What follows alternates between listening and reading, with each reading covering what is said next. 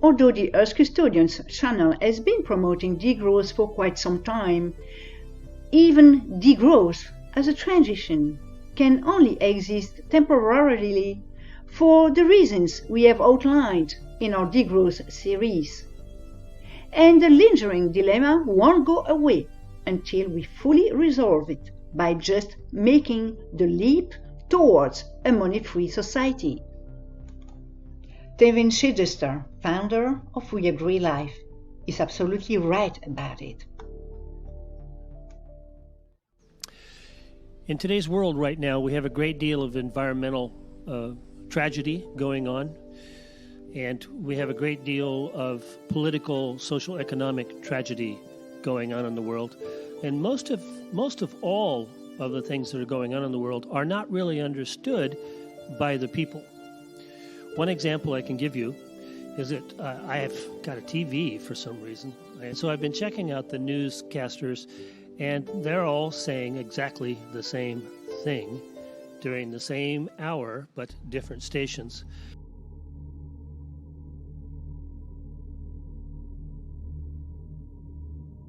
Headley. And I'm Ryan Wolf. Our greatest responsibility is to serve our Treasure Valley communities, the El Paso, Las Cruces communities, Eastern Iowa communities, Mid-Michigan communities.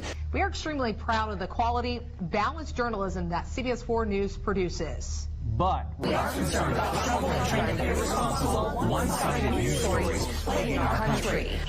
the sharing of biased and False news has become all too common on social media. More alarming, some media outlets publish. This is extremely dangerous to our democracy. This is extremely dangerous to our democracy. This is extremely dangerous to our democracy. This is extremely dangerous to our So, democracy. to me, that's just programming. That's what it is. And that's what we live in on this planet, is programming. The world we live in is based on consumerism and the burden of cost and the prejudicing of each other's value based on how much money we make. So it's very sad and critically damaging to our future as human beings and our future as a beautiful planet that should be thriving and isn't. So when you're watching the media, when you're listening to what people have to say, try listening to really understand the intent from the message of the media or the individual person that you're sharing with. Try to really listen to what they're trying to share with you and convince you of or want you to believe. The worship of materialism is at the core of our problems today, and this is absolutely prophetic. Countless mistakes and sages warned us about the superficiality of attachment to things and instant egotic gratifications, whatever they may be.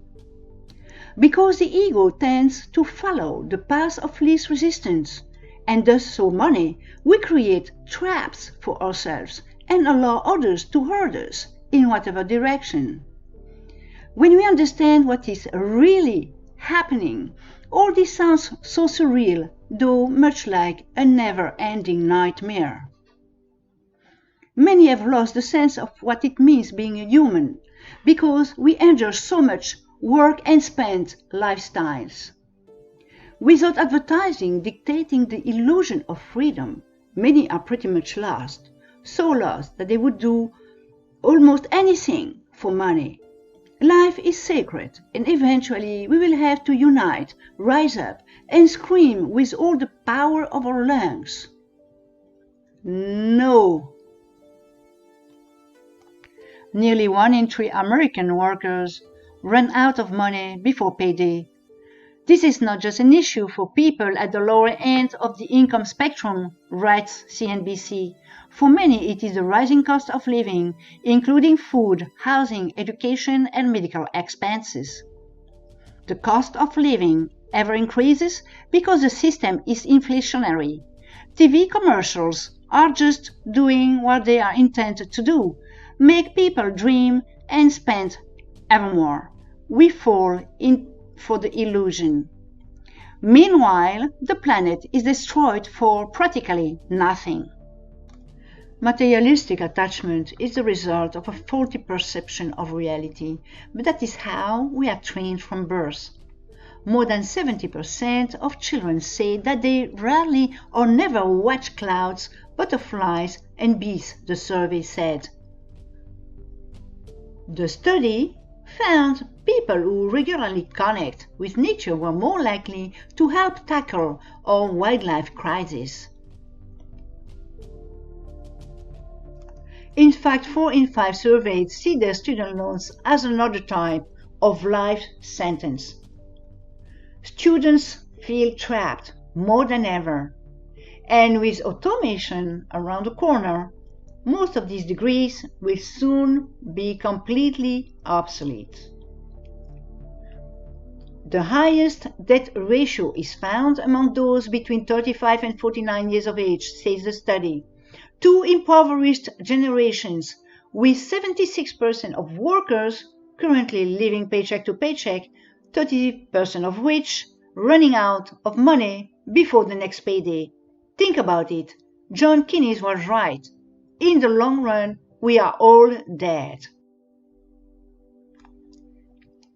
Money-related problems have gone worldwide, and it is well known that stress is a killer. Competition is loaded, yet leaves many casualties in its wake. Be careful, be open, and know that if we were living in the truth, if we had good people in government, if we had good people representing the infrastructures of the world, like education and healthcare and water and energy and all of the things that we do, if we had good people running the show, we wouldn't be having bad things happening. We wouldn't have war. We would have peace. We wouldn't have terrorism. Instead, we would have a peaceful world, because why would we not want everyone to have abundance? Why would we not want everyone to live free and with dignity and joy? Even Harvard begins to regard degrowing the economy as a theory with a serious potential.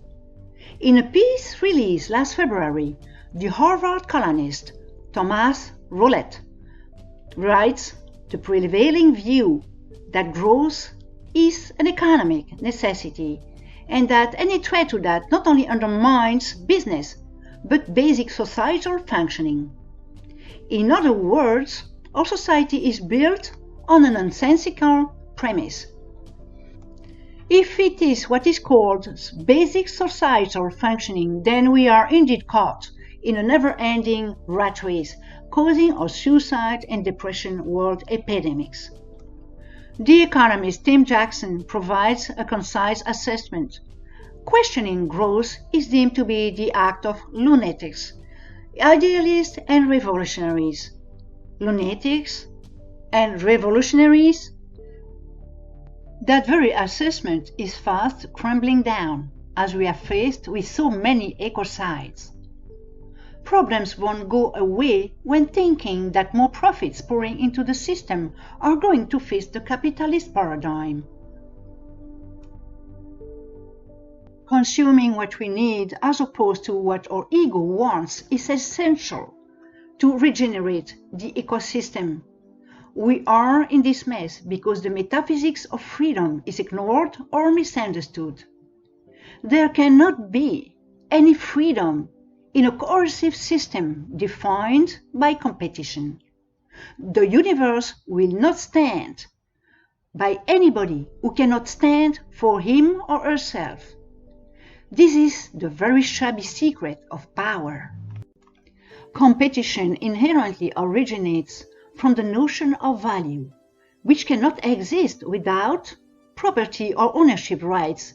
We cannot even really own our body because we are part of supranatural biosystems. We are so dependent on biodiversity after all.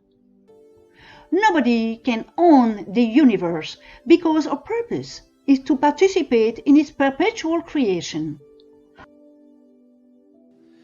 We talked about the media and how it misrepresents the truth of life on our planet, and how we have to be careful to make sure that we're hearing what we're hearing and what the intention is behind the information you're receiving. So Let's talk about what the new paradigm or a new way of life would be if everyone received abundance. There was no hierarchy or people that can lie and cheat and steal from you. There were no people to vote for, but everybody votes on every issue, on every idea. And it needs to be 8 out of 10 people agreeing for it to be something we actually apply to our world. And if it's not, then we ask the experts and their apprentices to go back and review what they presented with us to make sure that they didn't miss anything. And they'll probably find it and then represent it to us, and we'll all agree by 80%. And then something wonderful will happen. We'll be applying solutions to the environment and social issues on our planet. We at Earth Custodians do seriously question the future of money when profit will start being regarded as a threat. The dilemma is complex yet simple, but this realization is essential to optimize our awareness. Unity will spring from the understanding that the one is all and otherwise. Being in the reality 24/7 is necessary to realize that we all stand in front of the same giant mountain and that we have to climb it. There is simply no other choice.